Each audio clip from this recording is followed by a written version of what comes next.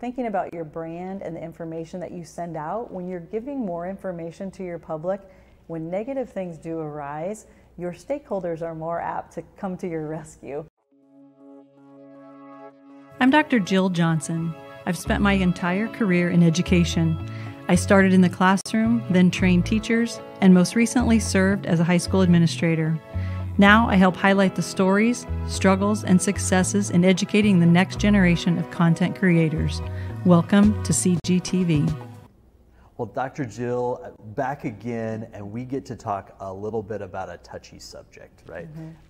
Negative posts on social media. We had a lot of questions in a couple of our recent webinars, a lot of questions really from schools and PR professionals about how to handle negative comments and hopefully how to avoid them in many cases. What sort of general thoughts do you have about thinking about negative posts on social media? Yeah, so I think it is scary, and it definitely does happen and can happen. It happens in some places more often than in others. I know personal experience, it didn't happen nearly as much as I thought it would. But I think first of all, collaboration is really helpful. So when you're having more eyes look at something before it goes out, you minimize the risk of something being misunderstood or a complaint being made or negative comments coming out of it when you have more than one person thinking about and viewing that content before it goes.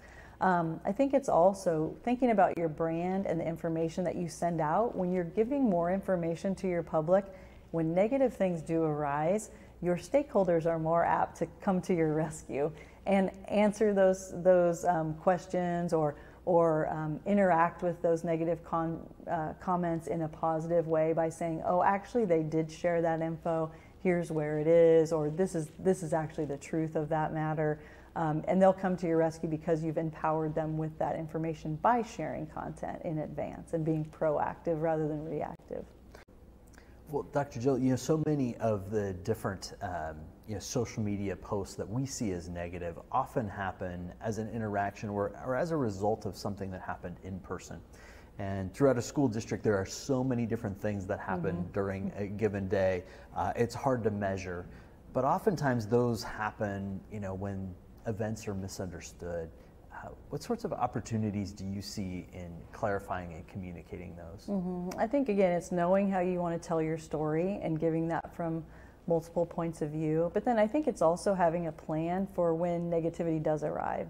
So you can do everything preventatively, proactively, and you still might get someone who's going to come in there and try to use that as their platform for negativity. And so one of the things I loved about Class Intercom was I could have pre-made posts, pre-approved posts that anybody could use, so that if something negative came across, it was automatic things. It just talked about at our school we stand for digital citizenship. These are the things that we believe in on social media, and kind of giving that little mini lesson to typically adults that are posting negative comments on the school social media sites or getting in those conversations. I think another piece I really liked is being able to flag negative comments within the Class Intercom platform so that you could follow up on those. So I could flag one, send it maybe to a coach or teacher or principal that then could react to that and know what was happening. And they might have some insight on awareness. We could reach out to that person one-on-one, maybe get to the nature of the conflict and what's actually happening. And that's really what it's about.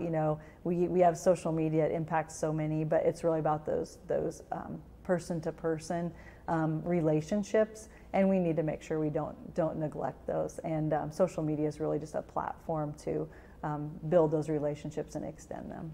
Well, I appreciated that you finished there with about relationships. I think that's so important, and I know you've seen firsthand in leading at a school how relationships can impact the negative posts and how sometimes those can even be turned into positives. Can you talk a little bit about how you work to cross relationships, whether that be with students or community members, to help really bring positivity to social media? Yeah, so I think it's, again, working to tell that story, but I think it's not hiding from true things that are happening. So if something tough is taking place, it's putting information out about that and not pretending that it didn't happen. So I think authenticity is your number one friend. So making sure that that story that you're telling is true to what you're actually living in your school.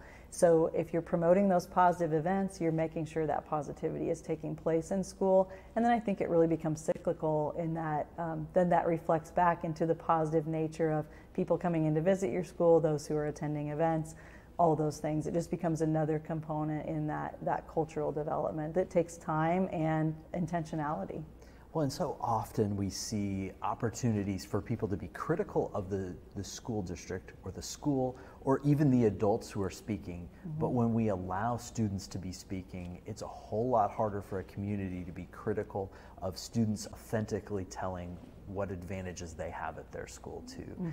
And I think that's one of the beauties of what I've seen you do with so many schools is share those opportunities for really presenting that story like you talk about a lot, sharing that story and allowing that to be told from a student's voice. So thanks for all the great work you're doing throughout schools around the world.